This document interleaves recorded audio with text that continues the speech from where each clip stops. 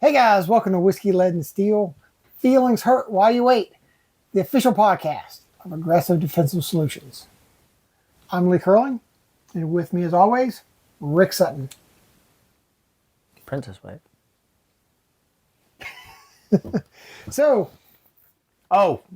Stand by for heavy rolls. Feelings are about to get hurt.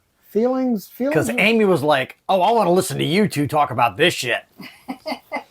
So I guess I'll introduce it. Yeah, let's do it. Let's kick this big. So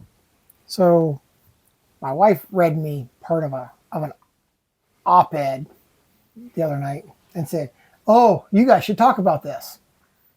And it was about the Tennessee legislature voting to arm teachers in the state of Tennessee.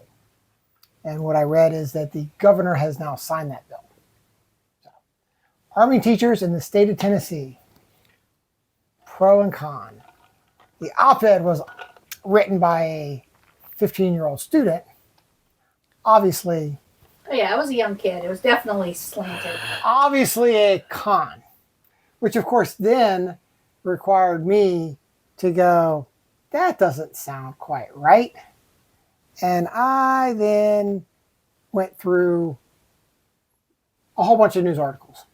And to be clear, this has been a discussion for quite some time about arming teachers as a response to active shooters in schools.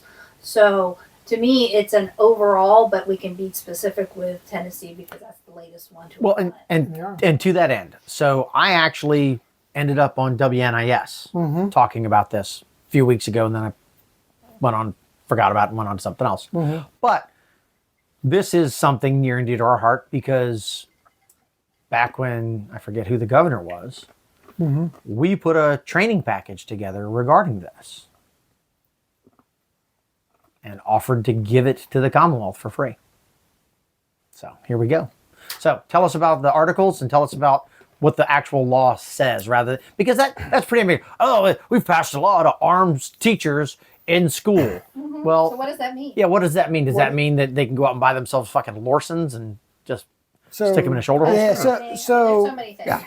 So the gist at the high level. So let me start with the slant from the op-ed, which was that they're just going to give anybody essentially they're going to give anybody a gun, and that parents, students, and other faculties are not going to be allowed to know who's armed. Smart idea. But think of the context of the terminology. They're not going to be allowed to know. That was kind of the really the gist of the whole lot in that op-ed. But that's really, to sum it up in 15 seconds. That's kind of what it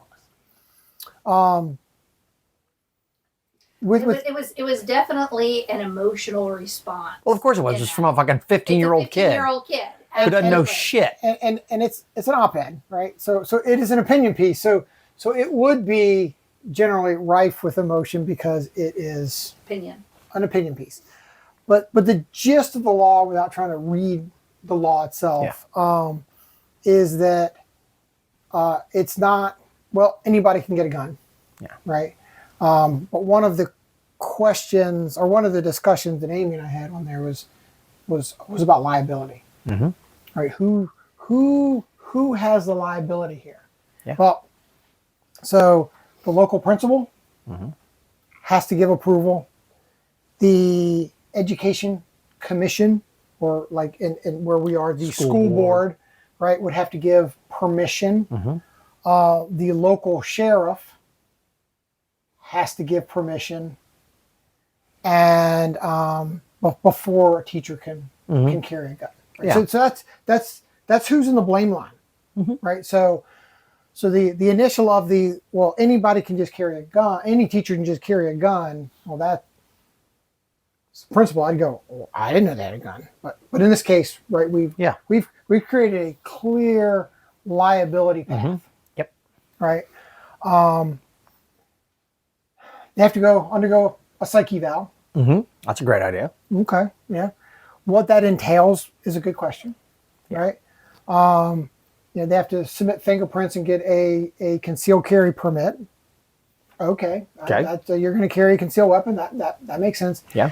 And then I think the big thing is, and I have not found a good definition of what this entails, but they have to go through 40 hours of training. Okay. So the question becomes, what does that training look like? Yes. Right. I think that's a huge thing. And when you throw all that together in that, you go, okay, well, you've created a path to approve someone. You've created a path for someone to hopefully show a level of proficiency.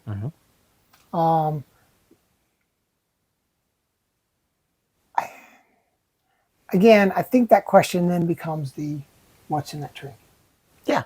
And then there is a bigger piece that I'm sure we can get into because no one has said what their legal status is and what their response right is. And that I think that becomes the part of the discussion here that becomes the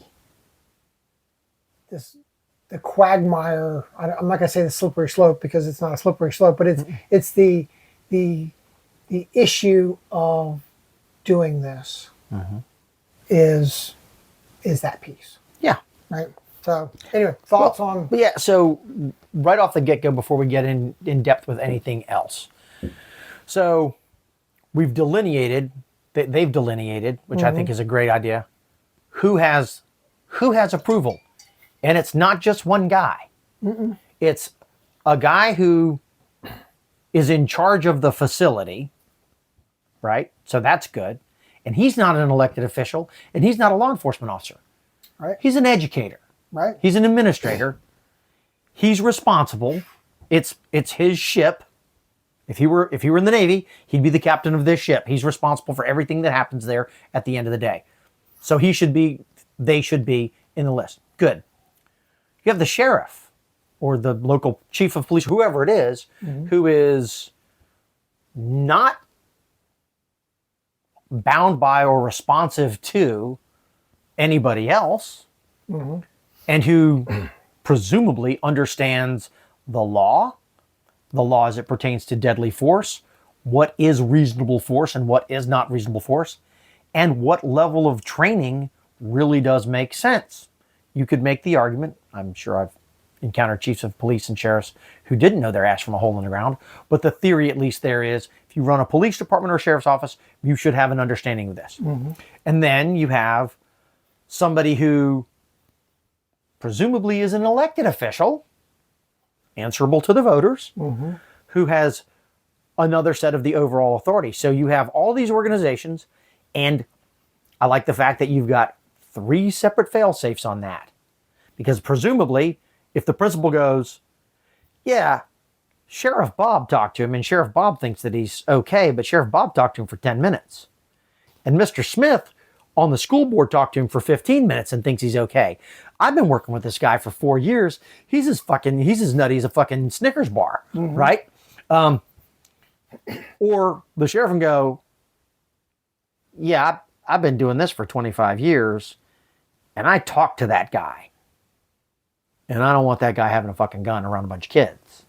Right. So he can put the... So I like the fact that there is a layered system of checks and balances. I think that's a great idea.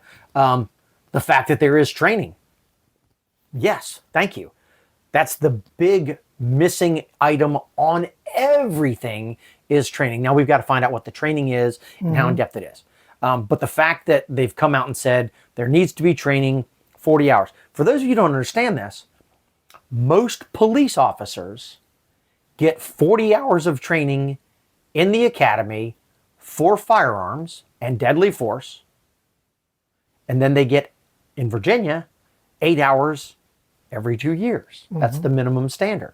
Other agencies, not everybody follows the minimum, but that's the minimum. Right. So when you go, wow, it's just 40 hours. 40 hours is what your rookie police officer is carrying typically. So that presumably makes sense.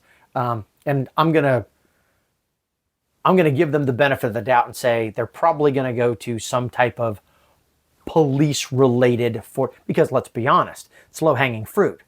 Let's not reinvent the wheel. This is what we teach deputy sheriffs and police officers about deadly force and shooting guns.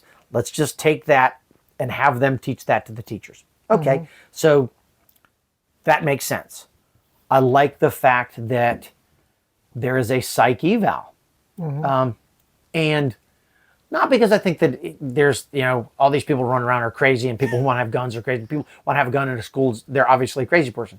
Here's the thing, and we've had this discussion, and again, we preface this by saying, what was it? Well, it was long enough ago that my kids were still going to private school. So it's been at least, it's been at least 12 years. Because it was when I still lived in the suburbs before I moved here. Because we had that big rash of school shootings in Virginia. So we came up with a program, and part of the program was the recognition and understanding that there's this. And I want to be clear about this because I'm not looking to offend anybody. I want everybody to understand that we recognize this. There are different types of courage.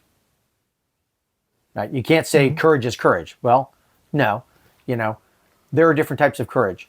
There is a different courage that comes into play when you jump out of a helicopter into the North Sea to pull somebody out of the water.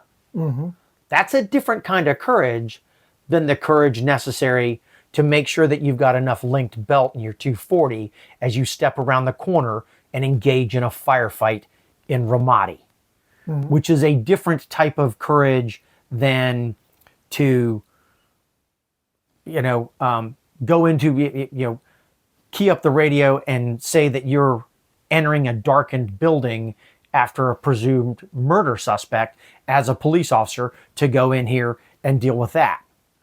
And there's a different type of courage necessary to put yourself unarmed between a bad guy and an innocent person and understand that you are most likely going to take that bullet and not survive that.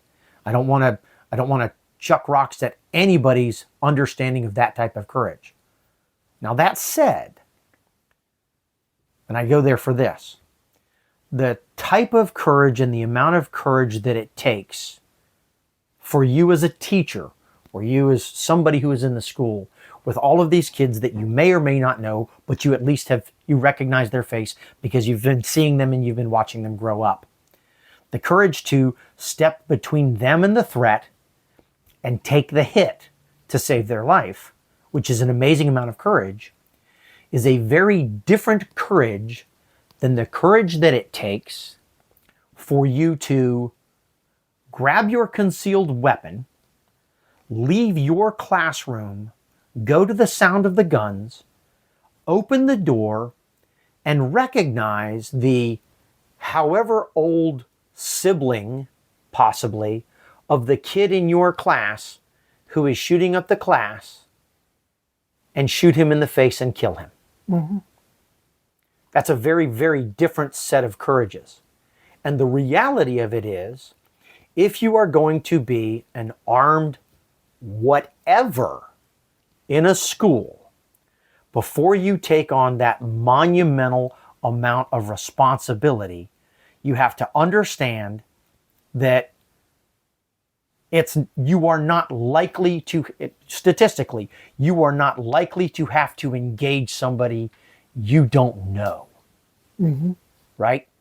You may have to go down the hall to the sound of the gunfire and open the door and realize, I taught that kid last year and I taught his older brother, and now I have to kill him to keep him from killing more kids in this room. It's a whole nother animal. And if you don't understand the psychology and the need for a proper psychoanalysis to have that person be prepared to do that, then you live in La La Land. And I think that alone, that thing right there, the fact that they put in the law in Tennessee that you got to have a psych eval, that alone makes me think these guys are probably moving in the right direction. That's my humble opinion. So I guess my question is, because most of the time in the classrooms, teachers are not allowed to leave their students. So my question is on all of this is, how is this going to look when an active shooter comes in and a teacher is on the other end of the building who happens to be armed? Are they supposed to leave their students and go? Doesn't that put them on the offense versus a defensive position? And how does that work? Well, here's the answer to that. So the industry, and we've talked about this, we talked this around about Uvalde. So the industry standard for all law enforcement agency in the West for an active shooter situation, and an active shooter situation is, I heard gunfire in the last 25 seconds. If there is an active shooter, the thing that you do, no matter who you are, if you are part of the active shooter response, is you go to the sound of the gunfire, you identify the threat, you close to the threat, and you neutralize the threat. That's police officers, correct? No, that's everybody. That's everybody who is an armed responder to a active shooter. But are teachers being given that? So If they're being if they're carrying a gun for that purpose, then yes. Is that clear in the law? I don't know. Go ahead, Lee. That becomes the question. That becomes the actual unanswered question at this point is, how are they classified? Right? How are they classified because of just that? If they are there to defend themselves, which at one point in one of the articles, there is a quote from one of the legislators that was for this, was teachers should be able to defend themselves. Therein lies the term, defend themselves. Then you put this into a very different light there than if you are now going to classify them in some type of security role.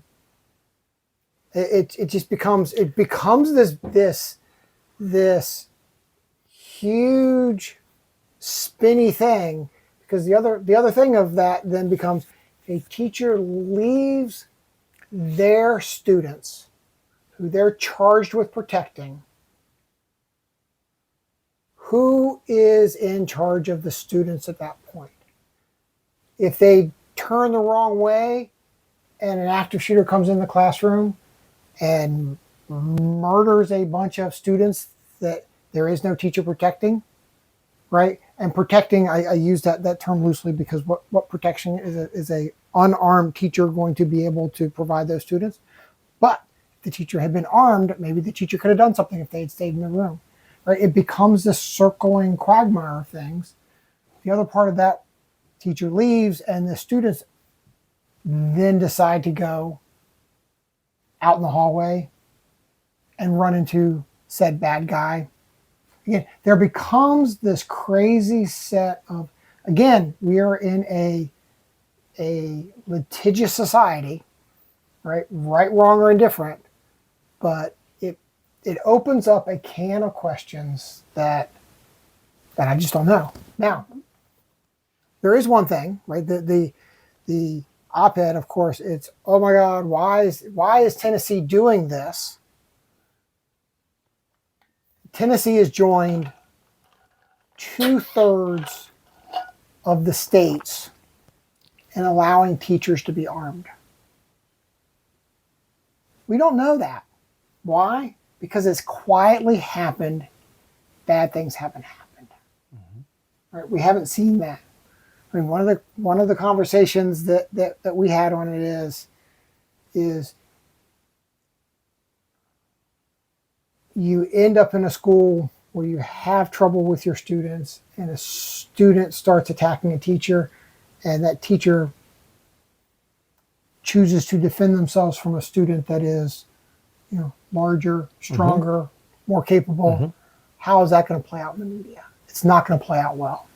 It's not going to play out well because this was done in response to school shootings. It wasn't done in response to teachers being attacked by students, right? So it becomes this interwebbed, weaving of things.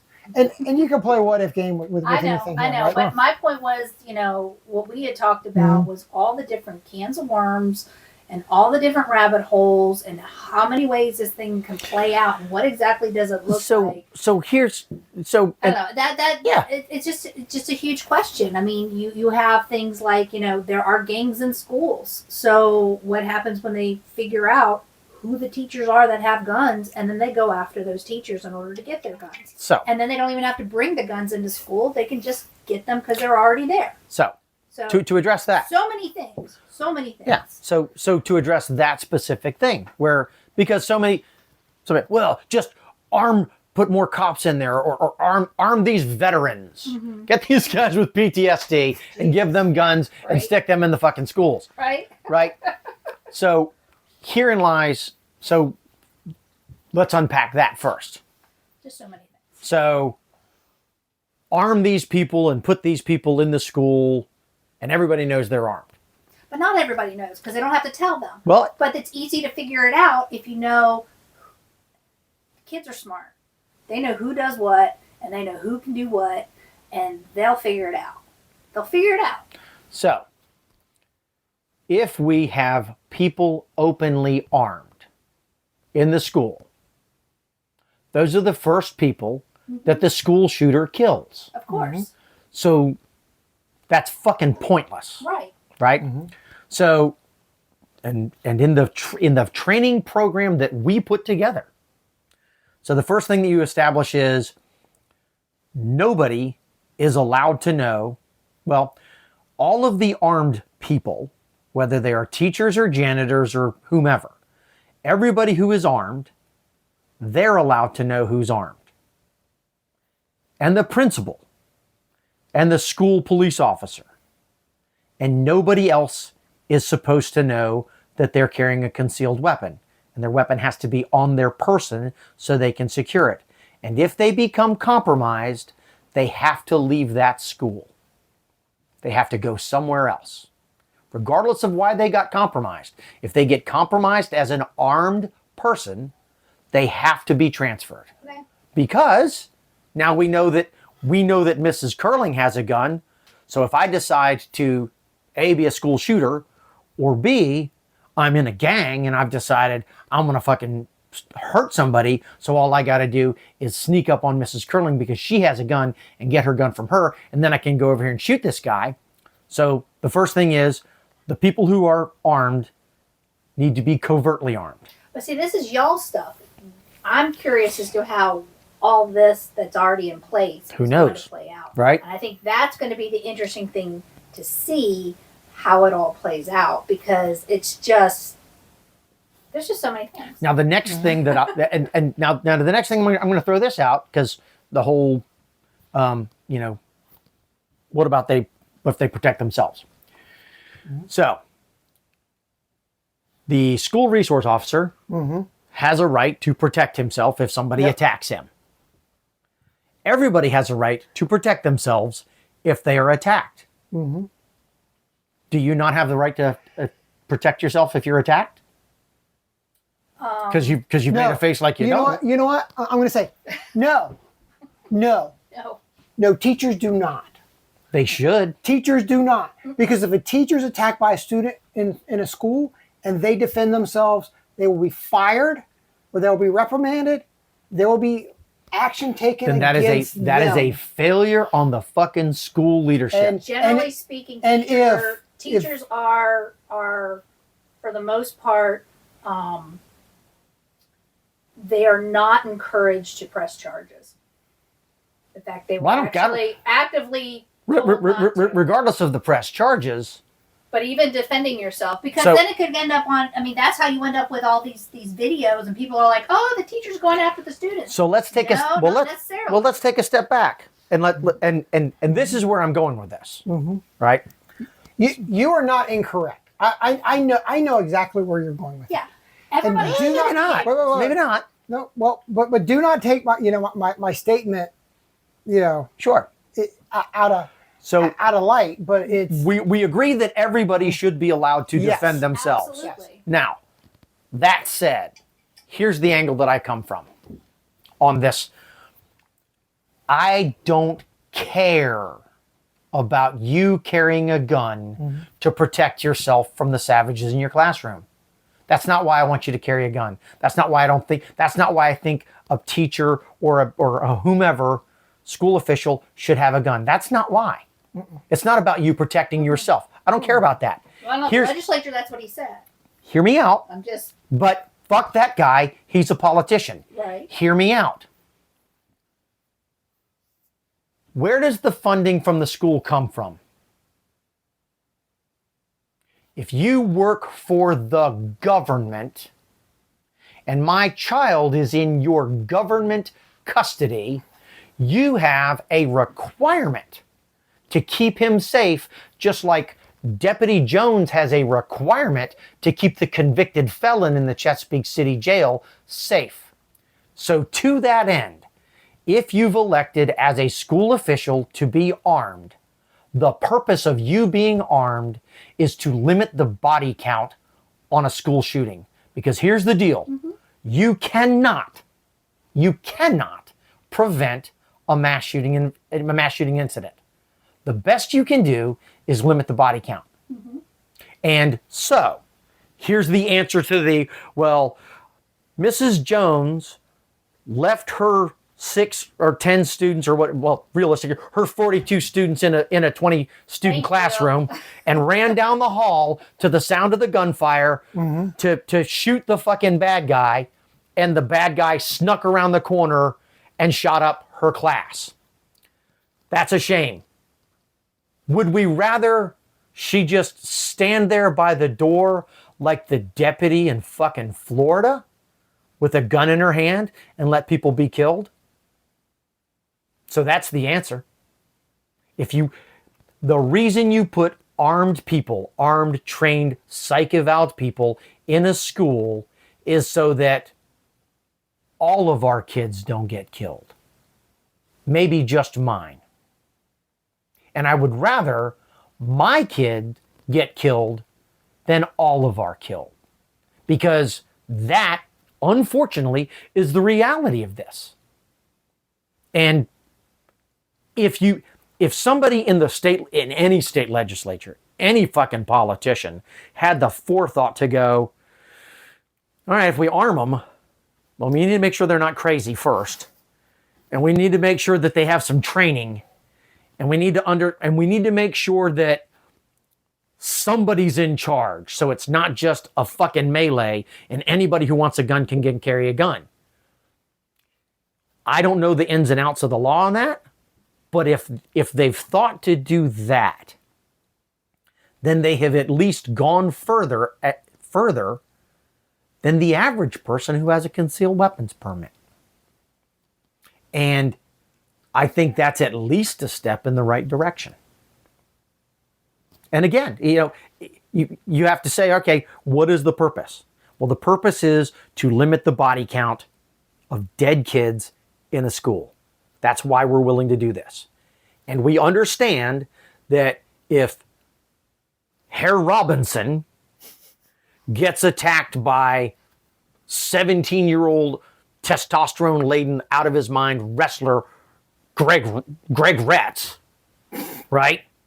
And he has to fucking shoot him to keep him from getting fucking mauled or killed, well, then that happens. And then that guy has to be transferred out, because once you get compromised, you have to go. Right? Like if you get burned as a CIA officer, then you're not going out in the field anymore, if you're smart. So it's that same kind of process. Is everything going to be perfect? Of course it's not. Oh, no.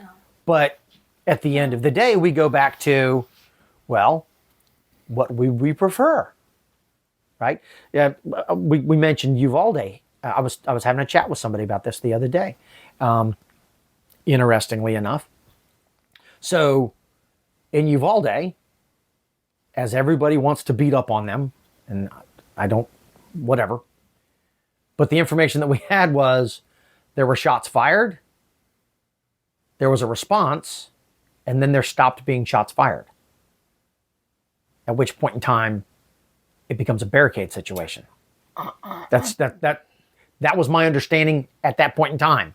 And then there were shots fired, which means it went from being a barricade situation to an active shooter situation. At which point in time, when there were more shots fired, this guy ran in and did what he needed to do. Interestingly enough, of course, he had no legal jurisdiction to do that. Right. And as a result of that, he was actually committing several felonies because he didn't have the legal authority to be armed on school grounds because he was a federal agent with no jurisdiction on the school grounds. He saved a bunch of people's lives, which is why nothing bad happened to him. But we illustrated that because, like we've talked about, if you're standing outside of CVS, packing your groceries in, and the madman starts shooting up CVS, and you don't have any dogs in the race, nobody you're responsible for is in CVS, and you're not law enforcement, and you go into CVS, if you're in the wrong town, you'd go to jail for murder. But you're probably, even if you don't get arrested, you're probably going to lose the civil case because, as you've pointed out a billion times, you cannot put yourself in the fight without jurisdiction and then claim self-defense. So when we look at that from this whole people having guns in schools, if you just step back and go, the purpose of them is to deal with armed bad actors. And we're the government, and we're going to take responsibility for it. Oddly enough, that's the easiest way to do it. But you got to get somebody who gets their job through an elected process to be willing to take that kind of responsibility. And that ain't likely to happen.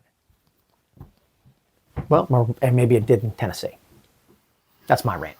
It did in Tennessee. It did in 2/3 of the state in the U.S. What about here in the lovely and sovereign Commonwealth? No. Of course not. But Not only no, it's like, it's across the board now. Right? So in Virginia, it is, other than certain private religious schools, can you have armed security that is not law enforcement. Right. Other than that, in Virginia, it is no. And but the school board can have armed people. That's not a school. That's so. This is from Giffords. So definitely not a gun-friendly organization. Yeah. Right. But the categories they break things down is: does the state allow non-law enforcement school security to carry? Does the state allow carry by teachers, and does the state allow carry by other school employees? Now, Alaska is kind of yes, as long as you have permission from the school. But it's Alaska, because you might have to shoot a bear. because you could step outside you should arm the students there, because you could step outside the school and have to shoot a grizzly bear, right? So I'm not surprised with Alaska. Yeah, and Florida has a weird carve out for non-law enforcement, so they can have armed security. But then they also are if you're part of the school guardian program. You need to go look that up, which I believe the little bit that I see there is that then puts you into a different class as opposed to I'm just a teacher. Right? Yeah. It gives you some type of additional. Well, yeah. As well you should be. Well, but it becomes like the thing of if you're in certain certain jobs, certain positions, you have to be a mandatory reporter, right? So if you do these things, so it's like being a scout leader, the rules change where you suddenly, I'm a volunteer doing something. Yeah, but you're a mandatory reporter because you do this thing with these kids, even though you're part of a private organization. Yep. Teachers have been mandatory reporters for years and years and years. Oh, yeah. So I think this just puts you in that different class, which may then give you that legal umbrella protection, while it may also then come with the liability of saying you must act. Right. So while it gives you the duty to act, it gives you the requirement to act. Sure. Beyond that, right? So, again, I don't necessarily see that with any of the others. Most everything is permission with the school, permission with the school, permission with the school, right? So school or district, Utah, yes, with a concealed carry permit across the board, But not if you have anything with caffeine. but not if you have caffeine. Yes. You can have a gun, but you can't have coffee. Yeah, but same thing, Vermont, right? Well, Vermont, you need a gun in case a moose comes in the yard. There is that. Or in case the Nova Scotia militia decides to invade.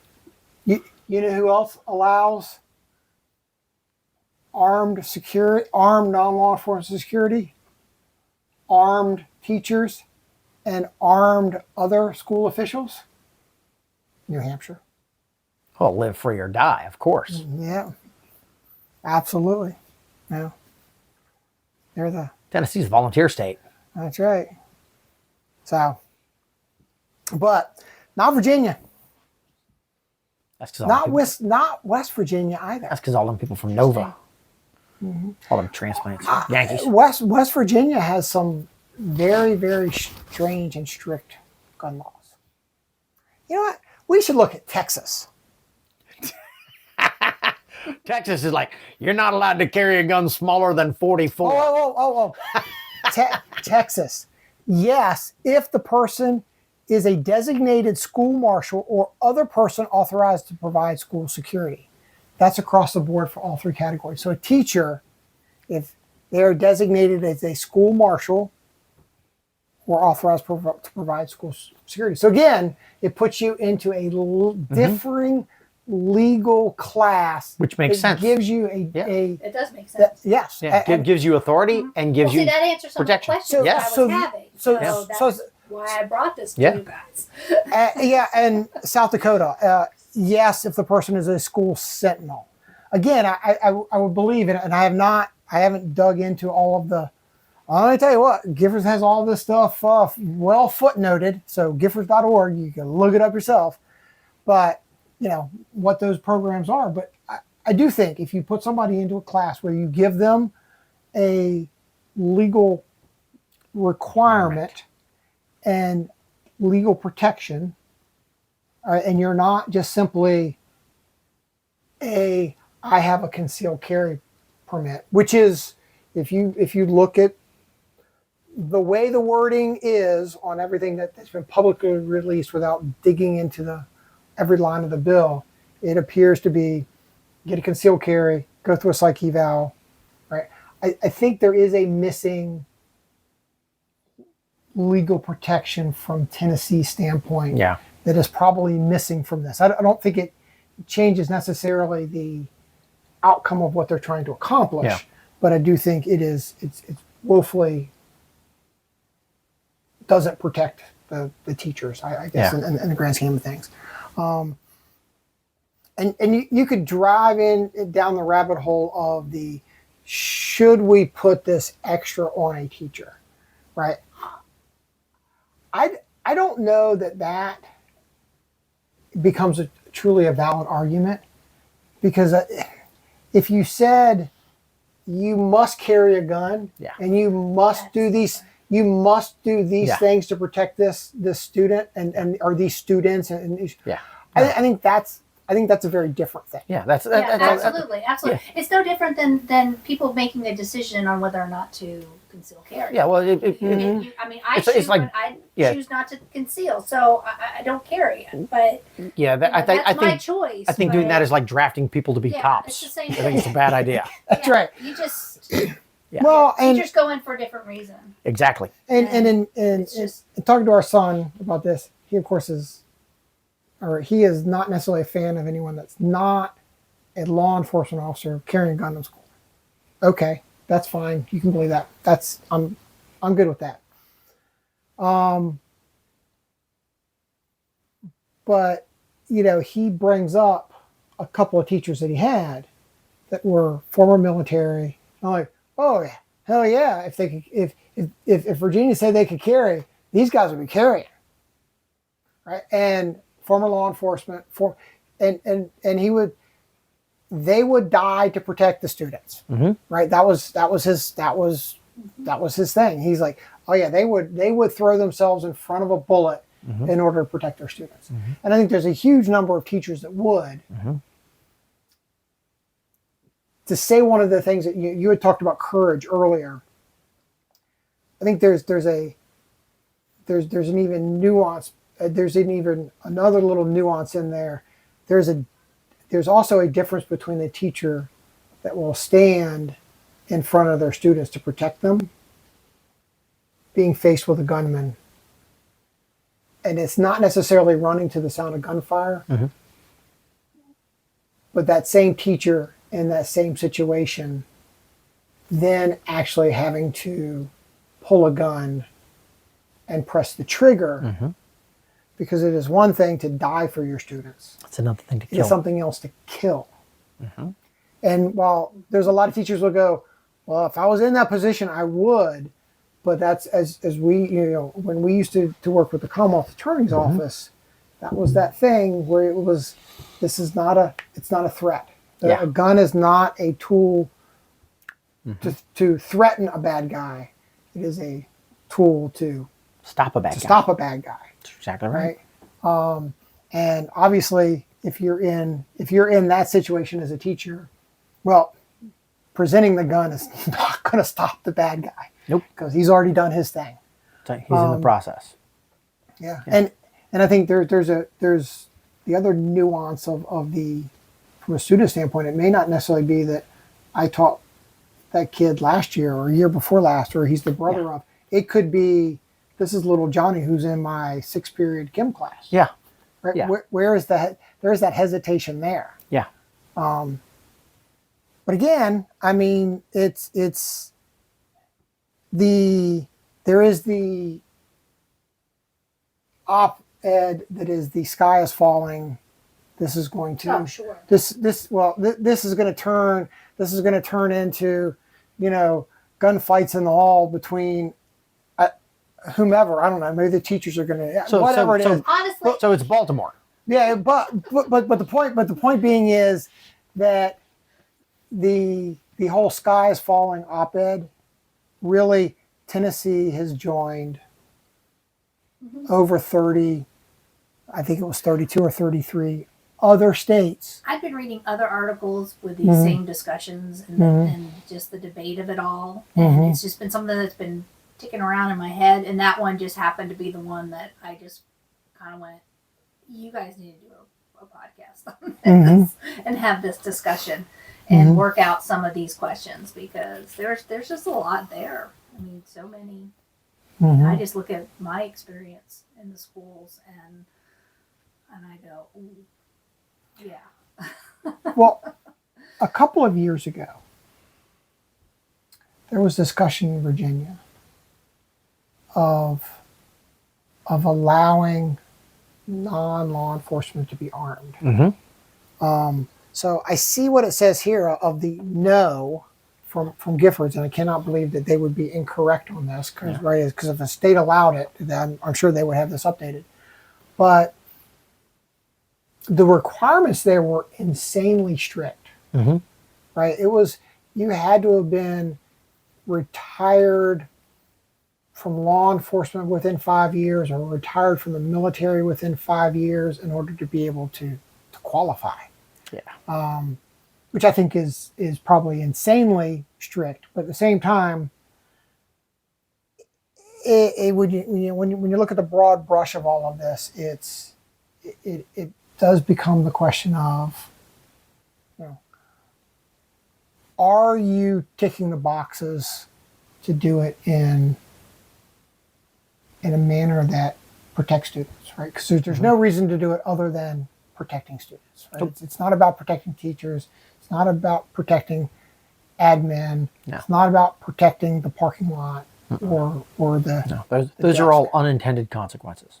right. It is about does this provide a means to protect students, and you know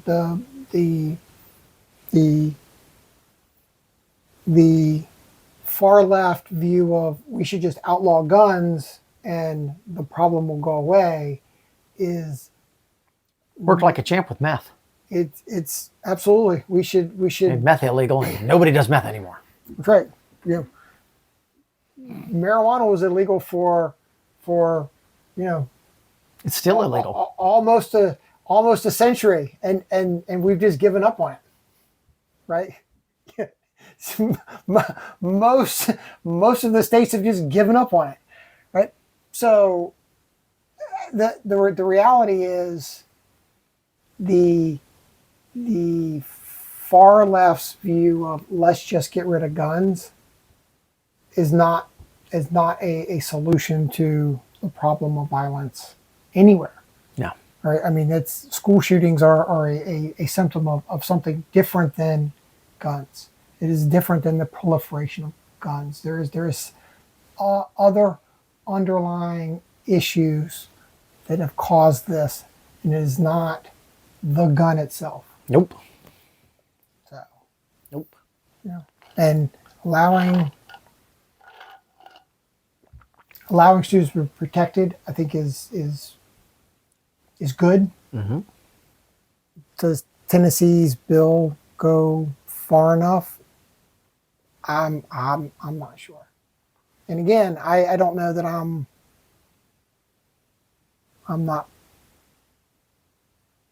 not morally against this any way, shape, or form. But it was very interesting in actually doing some research on this and finding out how prevalent it is in the states. Yeah. And how far reaching it is. The question becomes, when you start looking at some of the things some of the other states are doing, the question is not did Tennessee do the right thing, but did Tennessee do it the right way? Yeah. I think that becomes the bottom line on that. I think overall time will tell. See what happens. Mm-hmm. As with everything. Mm-hmm. But it's been a debate for a bit. It's been a debate. Yep. Figured you guys could jump in. And we'll jump in. Yeah. All right. Anything else? No. I think my stance on it is pretty obvious. And again, You think? I like to think that I did a thorough critical task analysis to come to my opinion on it. There will never be anything perfect. Just like you're never going to have perfect law enforcement. Mm-hmm. Unfortunately, we find ourselves in the demolition man age of law enforcement these days. Sternly tell the maniac to stop murdering people. It didn't work. So Repeat the order. So all right. I love going through this because there's What's Alabama say? there are the great random things like Washington State, no for teachers or other employees, and for non-law enforcement school security, they have to complete essentially they have to complete the police academy in order to be armed security. So, But have no arrest authority. but they're not law enforcement. So yeah. And then District of Columbia. Psst. Would anybody think it'd be anything other than no? You're correct. There's nothing other than no. But it goes so far as to say every school must have written rules regarding possession of firearms on campus. So not only no, but the school has to write a policy to say no. So the school board has a policy that says no. And then the local school must have a policy that says no. And then because it's DC, there's a federal law that says no. See, I think Shakespeare was wrong. Maybe we should have started with the politicians instead of the lawyers. So Alabama. Some of them are lawyers, so. There you go. So you ask about Alabama. Alabama. Roll Tide. So Gifford says no, no, no. And then it's like, see footnote.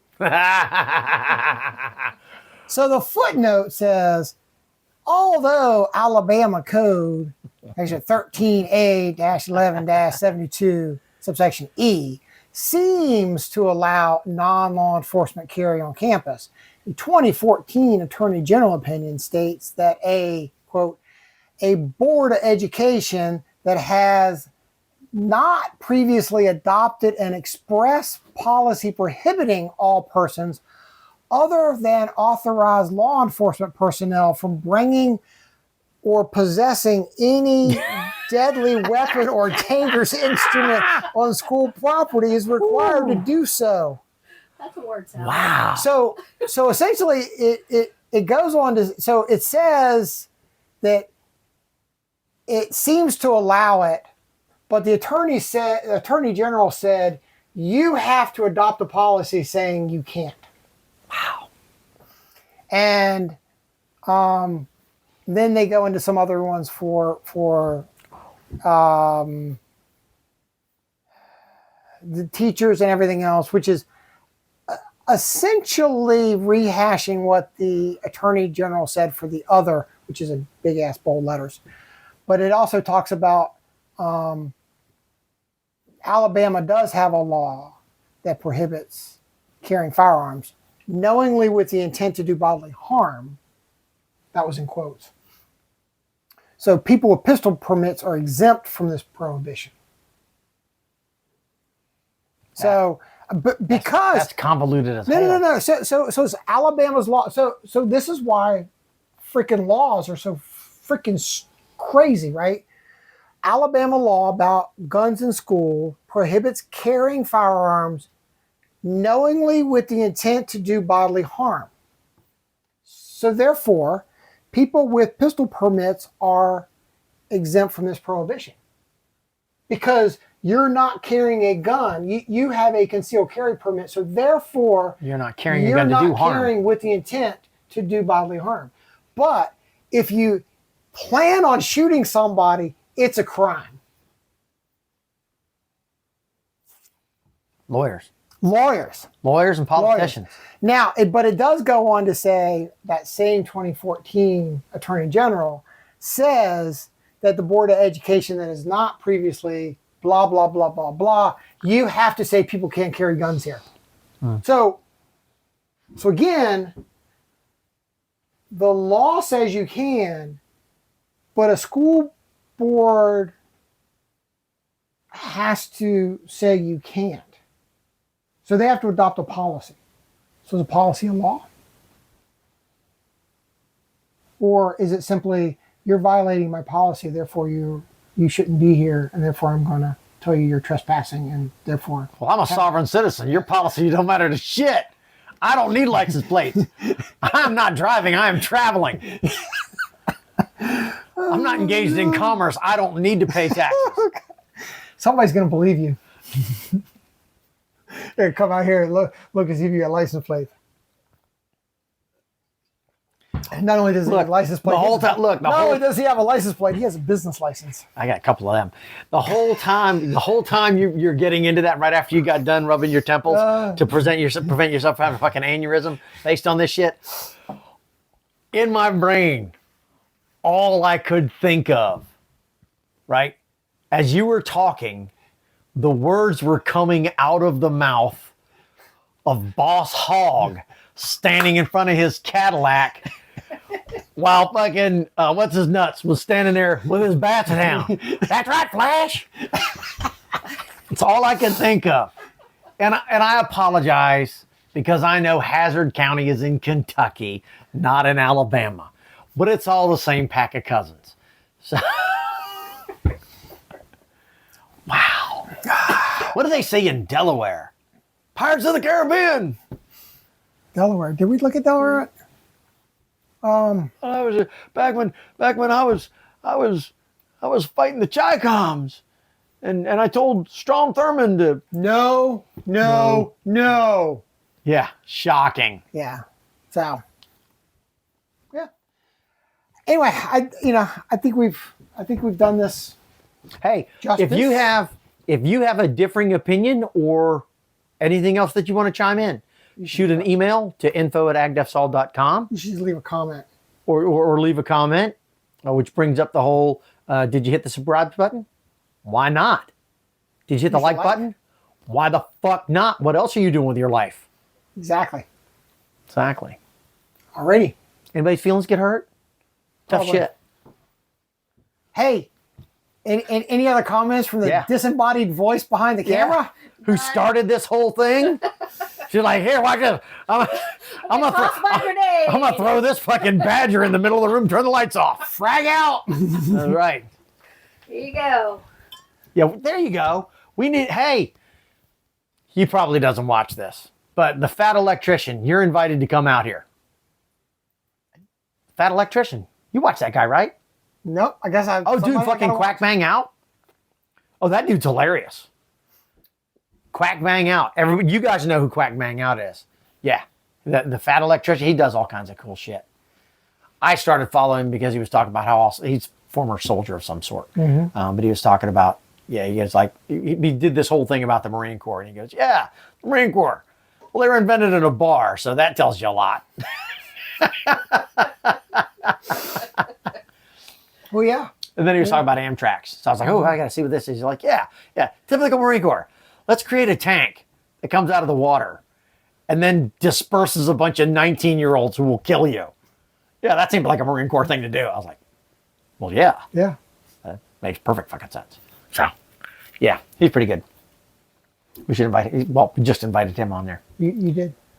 What about Ben? Should we invite Ben? Or Jocko? Hey, Jocko, you ain't doing shit. Come be on our podcast. I sent an email to Joe Rogan and he didn't fucking respond. Fucker.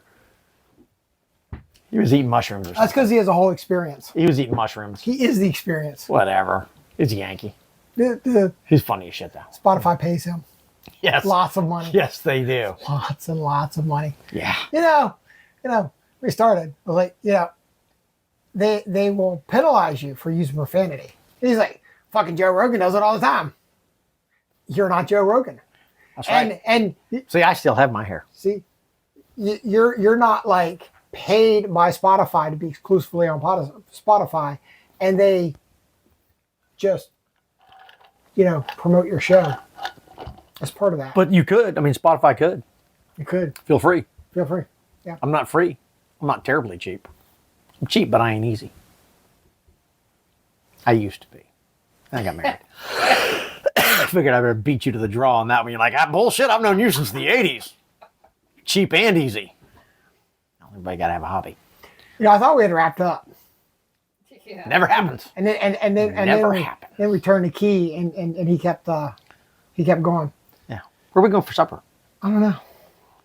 But we should probably say goodbye then. I think it should say goodbye. Be good, be safe. Thanks for watching. Hope you found this entertaining and enjoyable and versus suck. I have a concealed carry permit, which is if you look at the way the wording is on everything that's been publicly released without digging into every line of the bill, it appears to be get a concealed carry, go through a psych eval, right? I think there is a missing legal protection from Tennessee standpoint that is probably missing from this. I don't think it changes necessarily the outcome of what they're trying to accomplish, but I do think it's woefully